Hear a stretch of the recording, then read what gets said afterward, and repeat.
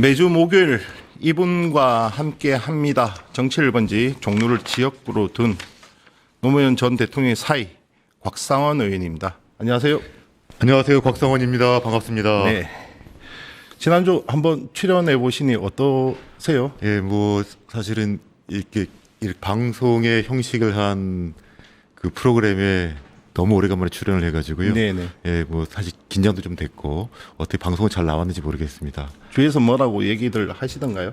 예, 주변에서 뭐 가끔 말씀하시는 분도 계셨고 뭐 괜찮다는 분도 계셨고 좀 잘 못했다는 분도 계셨고 뭐 잘해 보겠습니다.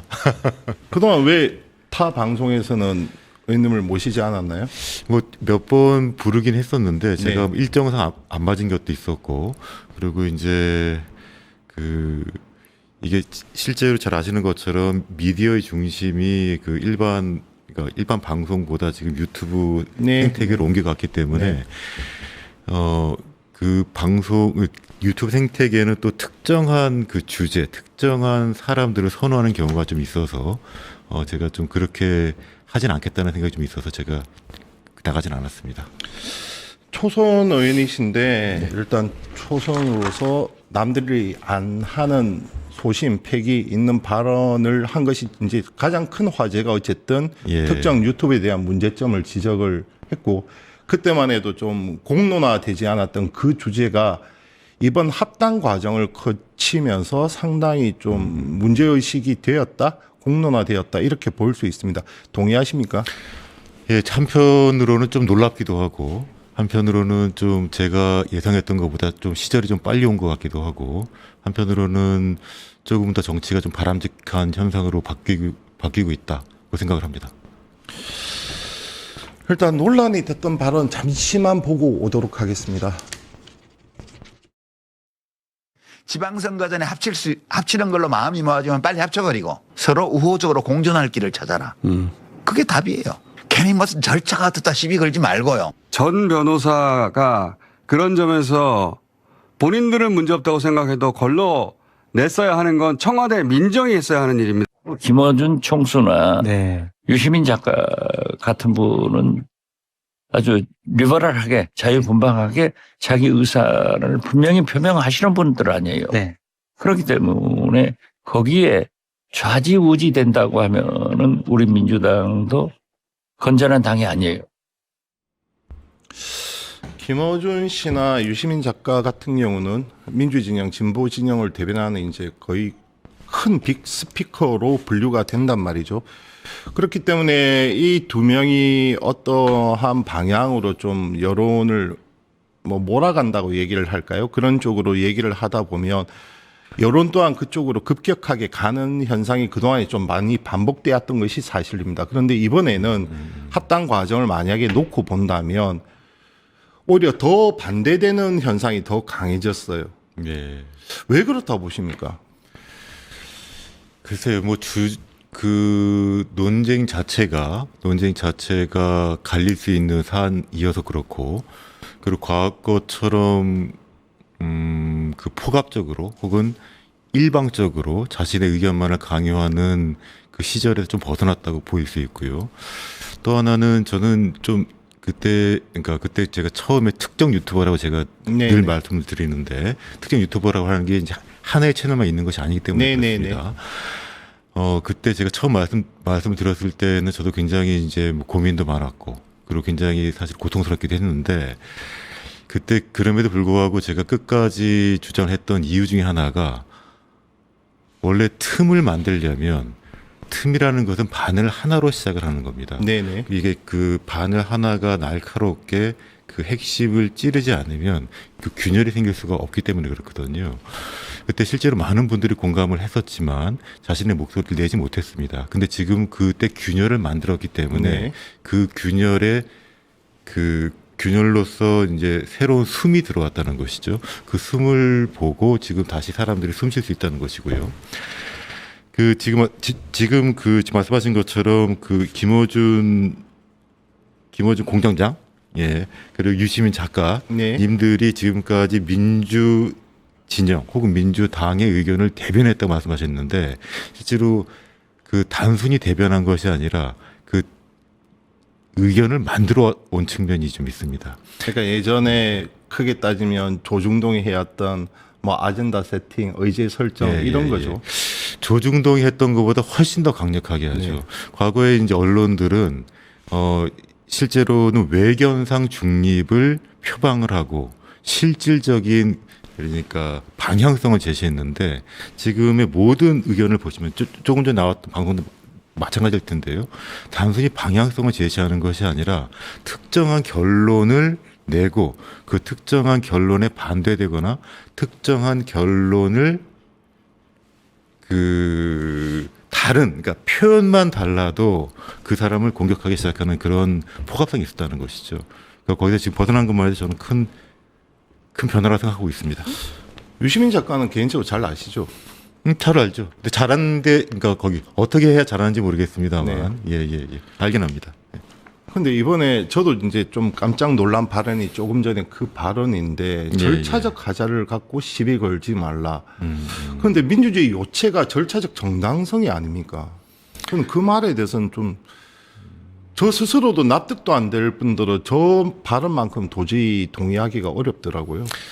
저는 원래 그 어떤 사람의 그 한마디 말을 가지고 그 사람의 모든 걸 평가를 하거나 그 사람의 그 한마디 말을 가지고 비난하는 거를 싫어하는 편인데 네. 실제로 그래서 이제 지금 이 말씀이 유시민 작가님의 그 절차에 대해서 시비 걸지 말라는 말에 대해서 많은 분들이 말씀하셔서 저도 좀 주변 맥락을 좀 봤습니다. 네. 실제로 보니까 내가 내린 결론이 어떻게 나왔는지에 대해서는 묻지 말고 이 결론을 따라가야 되는 것 아니냐라는 자신의 의견을 개진하기 위해서 그런 것이고요. 지금 그동안 많은 분들이 특히 본인이 진보적이거나 본인이 민주적이거나 라고 말씀하시는 분들은 절차를 보다 더 중시해 왔습니다. 그리고 절차가 미비되는 경우에는 사후적으로 보완해 왔던 것이 사실이죠. 그리고 사후적으로 보완할 때도 그 전에 절차를 지키지 않았던 것에 대해서 사과를 하고 그 하나씩 밟아 나갔던 것입니다. 왜 그러냐면은 절차를 거치지 않으면 상대방의 의견을 들을 수도 없고 내 의견도 충분히 말할 수 없기 때문에 그렇습니다. 근데 지금 의견은 뭐냐면 절차에 대해서 시비 걸지 말아라. 내가 지금 지정을 했는데 감히 너희들이 어떻게 이야기를 하느냐.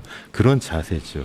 그것은 과거에 조선일보도 하지 못했던 그런 자세죠. 그게 이제 그 기반이 어디서 왔느냐. 제가 곰곰이 생각을 해보니 본인이 지금까지 이야기를 하면은 그 말에 따라왔고 본인이 이야기를 하는 채널에 구독자 수가 많고 그 구독자 수를 인질로 삼아서 내 구독자를 인질로 삼아서 내 이야기에 권위를 부여했다는 것이죠. 그 패턴은 사실 반복된 겁니다. 네네. 과거에 조선일보가 힘을 가졌던 것은 조선일보의 발행 부수가 가장 그렇죠. 많았다는 네. 것이고 네. 그 발행 부수가 많은 것을 나의 힘으로 생각을 하고 내 특정한 의견을 혹시 그것이 옳은 의견이든 잘못된 의견이든 국가에 도움이 되든 상관없이 내 의견이 중요했다는 것이죠. 지금도 같은 현상이 반복되고 있는 것입니다. 합리적 토론은 당연히 있어야 됩니다. 그 토론 과정에서 논쟁이 있을 수도 있고요. 그것은 뭐 당연히 있어야 되고 우리 또한 그 길을 걸어야 되는데 그것이 아니라 약간의 지침처럼 방향성을 제시하고 그러한 여론몰이를 하는 것에 대해서는 상당히 경계해야 된다 이건데 이것이 지금 진영주의가 낳은 극단적인 폐해의 한 모습일 수도 있습니다. 물론 거기에는 저희처럼 이제 기존 언론이 제 역할을 못했기 때문에 저희 또한 반성을 하는데 지금 이 부분은 민주당뿐만이 아닙니다. 국민의힘에서도 전한길 씨라든지 뭐 고성국 씨 거의 당 대표를 쥐락펴락할 정도의 영향력을 지금 행사하고 있다. 이렇게 이것이 중론이거든요. 민주당도 사정은 비슷합니까? 글쎄요. 저도 지금 현재 정당인이고 국회의원이지 않습니까? 눈치를 봅니까? 눈치를 보는지는 모르겠습니다만 순서상으로 보게 되면은 어떤 특정 유튜버에서 한 이야기가 당론을 결정되는 사례가 사실은 꽤 많았던 것 같고 그 순서를 보게 되면은 혹시라도 네. 실질적으로는 그 특정 유튜버들이 당을 장악하고 있으면서 외견적으로만 다른 국회의원들 혹은 다른 정당인들이 당을 이끌어오는 것이 아닌가라는 생각을 할 때도 있죠. 예. 그러니까 그것은 뭐 지금 좀 전에 말씀하신 것처럼 국민의힘의 예를 보면, 네네. 예, 국민의힘 예를 보게 되면 지금 당 대표가 장동혁 대표님이신데 그분이 당 대표가 될 때의 과정을 보면 당 대표 출마 선언을 할 때 그때 거의 꼴찌 후보였는데 그때 지금 말씀하신 것처럼 고성국 씨나 전한길 씨가 네네. 지지 선언을 하자마자 1등이 된다는 거지 않습니까? 그러면 당 대표로서는 장동혁 의원이 선출이 되었지만 그러면 누구의 힘으로 된 것이냐 혹은 누가 실질적으로 대표를 보느냐라는 문제는 별도로 남는다는 것이죠.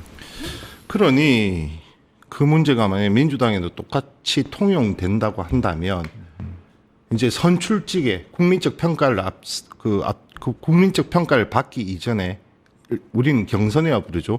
선출직에 나서는 모든 후보들은 이제 막강한 당내 영향력, 특히 당원들에게 막강한 영향력을 행사하는 뭐 이들에게 이 양대 진영이 다 있으니 이들에게 눈치를 볼 수밖에 없고 조아릴 수밖에 없는 그러한 구조가 반복된다. 이 지적이십니까? 실제로 지금도 그렇게 되고 있죠. 지금 말씀하신 것처럼 국회의원들이 정치인들이 방송인의 영향력에 종속되거나 눈치를 보는 시절이 지금 꽤 오래된 것으로 저는 보입니다. 작년에 처음으로 이 문제를 제기를 하셨어요. 그때 뭐 같이 목소리를 내주는 의원들은 없었지만 뒤에서 동의하거나 응원해주는 의원들은 상당수가 있었나요? 대외적으로 그리고 외부적으로 지적한 사람은 저밖에 없었습니다만 실질적으로 뒤에서 응원해 주시는 분은 굉장히 많았습니다. 그러니까 다만 그분들이 외부적으로 말씀을 못 하셨는데 못 하신 이유가 뭐겠습니까?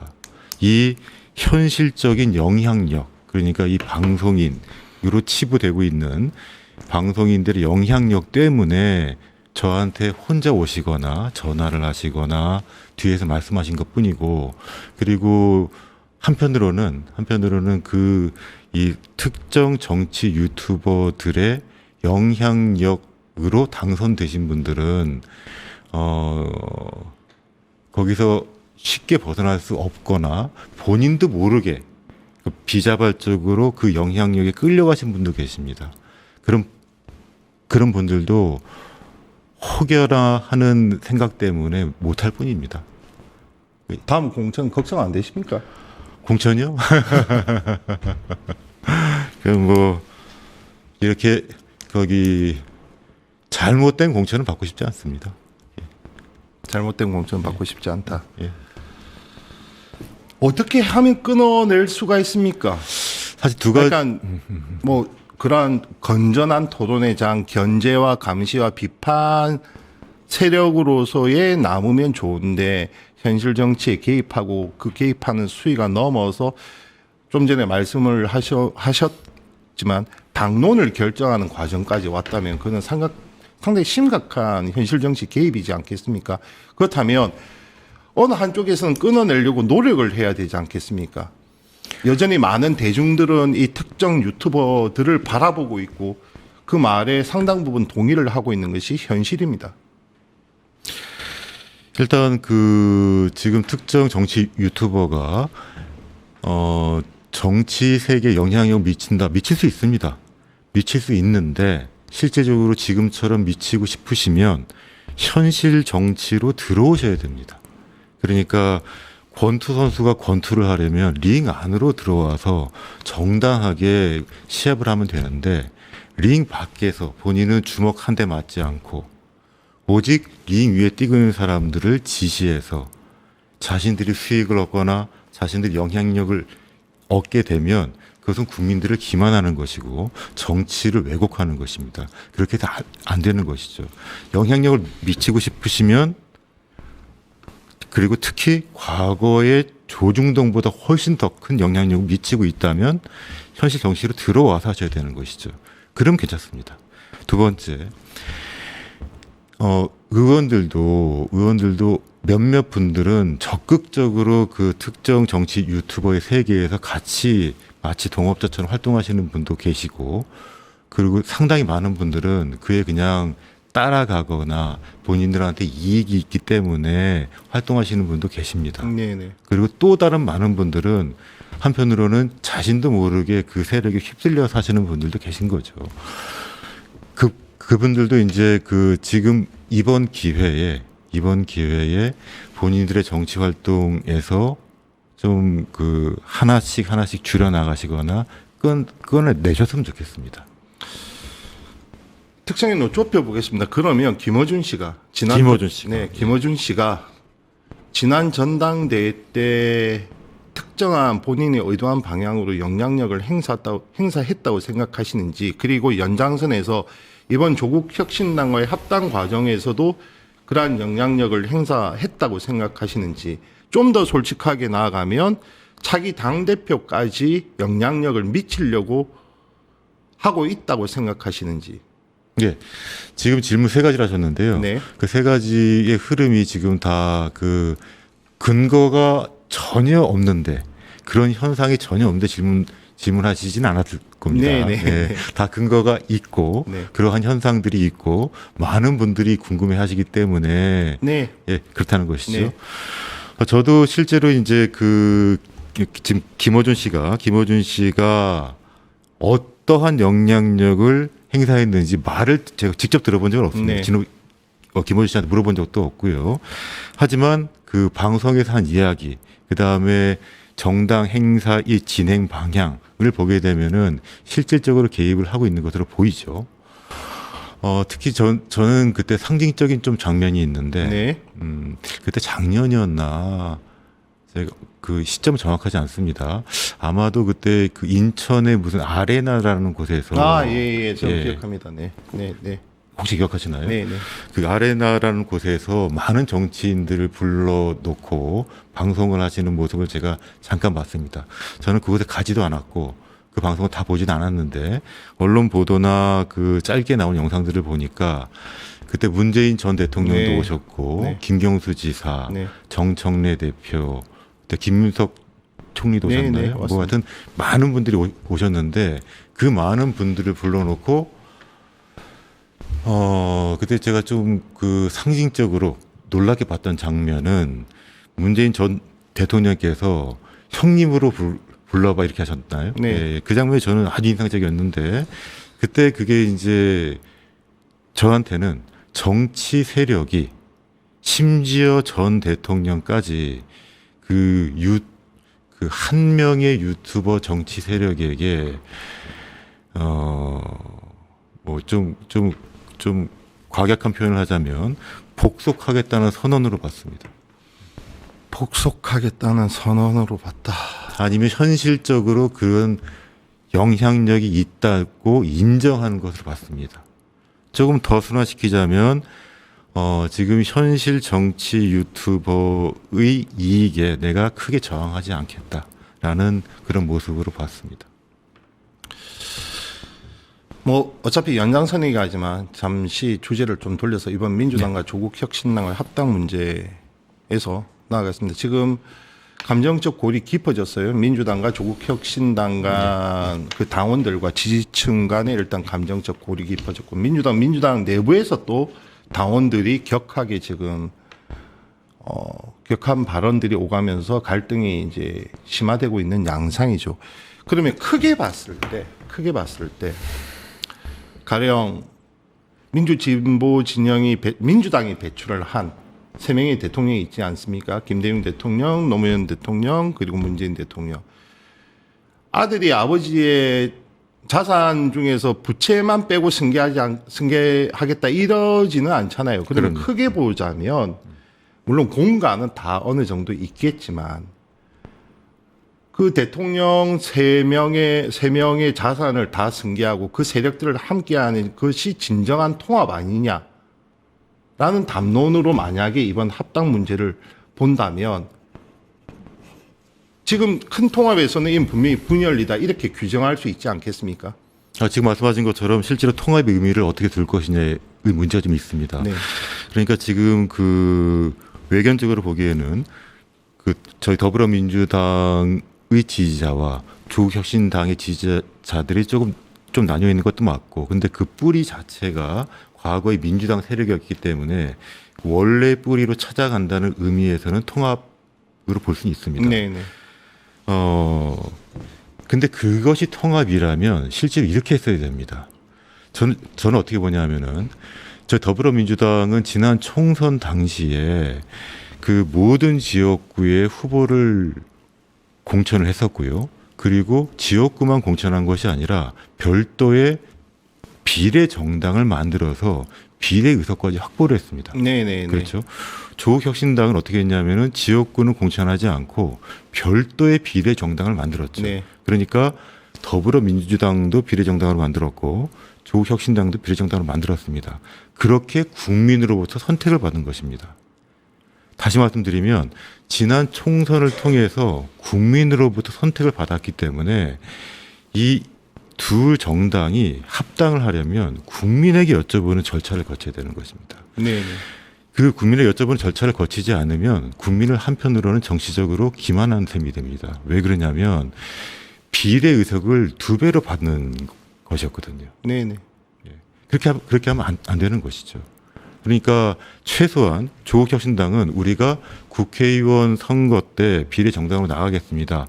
혹시 나중에 사정이 생기면 더불어민주당과 합당할 가능성이 있습니다. 그래 찍어주시겠습니까? 라고 말씀하셨어야 되는 것이죠. 그래야 국민에 대한 정치적 예의를 갖추는 것입니다. 그렇지 않으면 국민의 정치적인 의사를 왜곡하는 것이죠. 그래서 저는 본질적 왜곡이 있다고 보는 것입니다. 그이기 때문에 제가 반대를 하는 것입니다. 그러한 측면에서 건설적인 토론이 이루어지면 좋은데 지금 감정적 발언들에는 무조건 뭐 친문은 안 돼. 라든지 그렇죠. 그렇게 누구 특정인 세력 어쨌든 공간에 있다고 보면 말씀을 드렸지만 민주당에 배출한 전직 대통령의 세력들은 좀 더 그래도 함께 해야 된다는 것이 기본적인 철학의 가치라고 본다면 지금 분열이 너무 다른 양상으로 흐르고 있지 않나 이런 지적이 불가피해서 드린 질문이었습니다. 그렇죠. 이게 사실은 그 불필요한 갈등이 있을 이유는 없습니다. 특히나 정치적 가치에 대한 견해가 갈려서 세력이 나눌 수는 있지만 지금 어떤 정치적 가치에 대한 논쟁이 있죠. 그것이 아니라 네네. 내가 특정인을 좋아하면 그 특정인이 말하는 결론을 따라서 지금 대립하고 있는 것뿐입니다. 그렇게 되면 안 되는 것이죠. 네. 예. 그리고 그 특정인들이 혹시라도 그 특정인들이 내 이익을 위해서 나의 정치적 이익을 위해서 나의 지지자들을 이용하고 있다면 그 점을 반성해야 되는 것이죠. 저는 그렇게 봅니다. 네. 알겠습니다. 우리가 정말 성찰하고 깊이 있게 봐야 할 주제일 것 같습니다. 지금까지 곽상은 민주당 의원과 함께했습니다. 감사합니다. 감사합니다. 네. 유튜브 구독하고 실시간 채팅과 댓글을 남기시면 매일매일 7,000TTCO를 드립니다. 참여 방법은 통통물 어플을 다운로드하고 회원가입과 로그인을 해주세요. 마이페이지에서 나의 회원 고유 번호를 복사해주세요. 유튜브 구독 후 실시간 채팅이나 댓글창에 고유 번호를 한 번만 입력하면 준비 끝! 지금 유튜브 채팅과 댓글 쓰기 참여하고 7,000TTCO 받아가세요.